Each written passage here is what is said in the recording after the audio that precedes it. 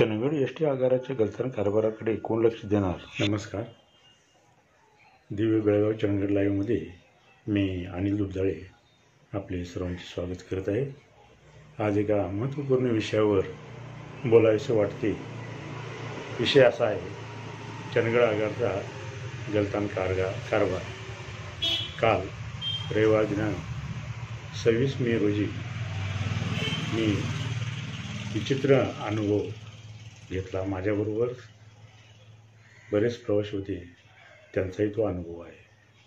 चंदगडमधून काल 2च्या दरम्यान सुटलेली चंदगड कोल्हापूर ही बस सातवणे आणि आंबरोळीच्या दरम्यान असताना बस चालकाने ही बस कोल्हापूरला जाऊ शकणार नाही, प्रवाशांचे गडिंग्लजपर्यंतची तिकीटं काढण्याची सूचना कंडक्टरने दिली.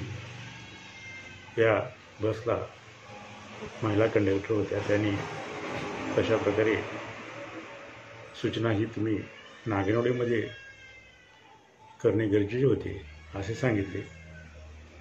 तर चालकाने ही बस अगोदरच्या चालकाने कोणतीही रिमार्क न करून दिल्यामुळे जशी बस उपलब्ध झाली ती घेऊन मी आल्याचे त्यांनी सांगितले. पुढे या बसला गडिंग्लजपर्यंतचे प्रवासी घेऊन ही बस गडिंग्लजमध्ये दुरुस्तीसाठी आगारामध्ये पाठवण्यात आली. पण तेथे ही बस लवकर दुरुस्त होण्याची शक्यता कमी असल्यामुळे संबंधित बसच्या कंडक्टर यांनी अन्य बसमधून प्रवाशांना पोहोचवण्याचा प्रयत्न केला. मात्र या दरम्यान या नादुरुस्त बसमधील प्रवाशांना विनाकारण त्रास सहन करावा लागला. लहान लेकरे, वयस्कर व्यक्ती, महिला आणि त्यांचे साहित्य हे सर्व दुसऱ्या बसमध्ये नेत असता तडीदार रिपीट झाली आणि प्रवासी पुढे मार्ग झाले. तब्बल 5-5.5 तासानंतर चंदगड ते कोल्हापूरचा प्रवास संपला. याचवेळी मी परतीचा प्रवास करत असताना फार विचित्र अनुभव पुन्हा चंदगड आगारच्या बस संदर्भातच मिळाला. 7ची बस तब्बल 1.5-2 तासांनी कोल्हापूरला दाखल झाली. 3:30ला चंदगडमधून बस सुटल्याचे चंदगड आगारातून सांगण्यात आले होते.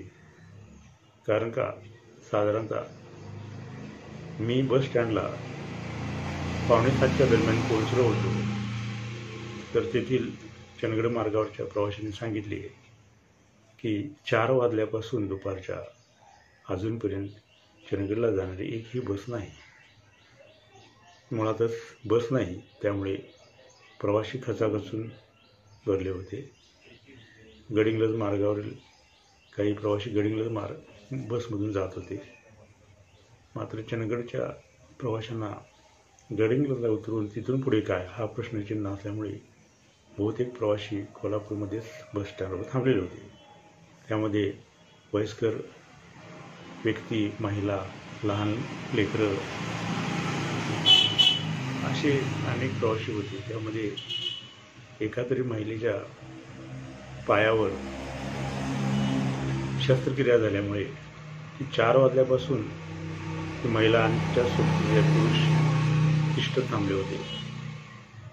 बस अजून का आली नाही म्हणून पुन्हा चंदगड आगारला फोन केल्यानंतर समजले की बस आता कागलमध्ये आहे.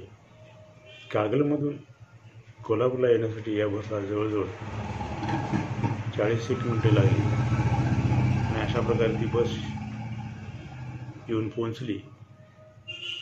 गर्दी असल्यामुळे सर्वांची धावपळ, कसेबसे लोक बसले. दरम्यान या बसची लाईटच बंद झाली. ती लाईट सुरू होत नसल्यामुळे त्या ठिकाणी कर्मचारी भागामध्ये येऊन त्यांनी लाईटचे काम करण्यासाठी कामास सुरुवात केली. पुन्हा यामध्ये जवळजवळ अर्धा एक तास गेला आणि अखेर ही 9च्या नंतर बस कोल्हापूरमधून चंदगडला जाण्यासाठी निघाली. प्रवाशांना थांबवत घेत असे तब्बल रात्रीच्या बरोबर 1 वाजता ही बस चंदगडला येऊन पोहोचली. दरम्यान नेसरी, अडकूर, नागरेवाडी व चंदगड या ठिकाणी अनेक प्रवासी उतरले. त्या प्रवाशांच्या पुढच्या प्रवासाचा मार्ग कसा झाला असेल हे विचारणा केली बरे. एवढ्या रात्रीच्या वेळी या परिसरातील येणारे लोकांना परतीचा प्रवास कसा झाला असेल हा विचारच न केला बरा.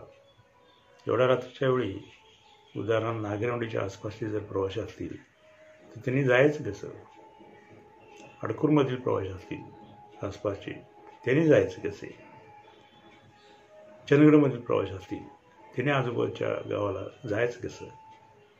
लहान लेकरं, म्हातारी लोक असे सर्वच प्रवाशांचे प्रचंड प्रमाणात हाल झाले. हे रडगाणे चंदगड आगाचं नेहमीच ठरलेलं आहे. उशिरा गाड्या धावणे, अचानक एखाद्या मार्गावरची बस बंद होणे हे काही नवीन नाही आहे.